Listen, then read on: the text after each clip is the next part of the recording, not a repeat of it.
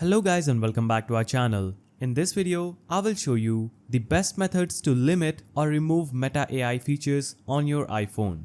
Method 1 is disabling AI in Facebook settings. First, open the Facebook application on your iPhone, go to Menu, now navigate to Settings and Privacy, then to Settings.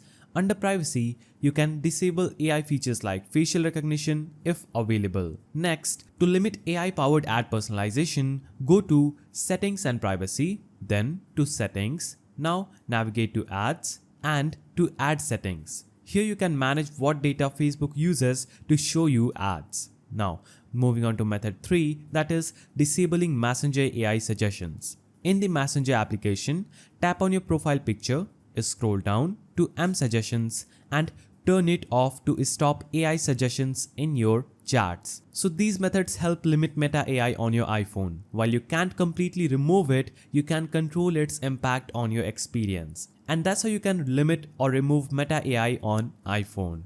If you found this video helpful, please don't forget to give it a thumbs up, subscribe and hit that notification bell. And I will see you in the next video.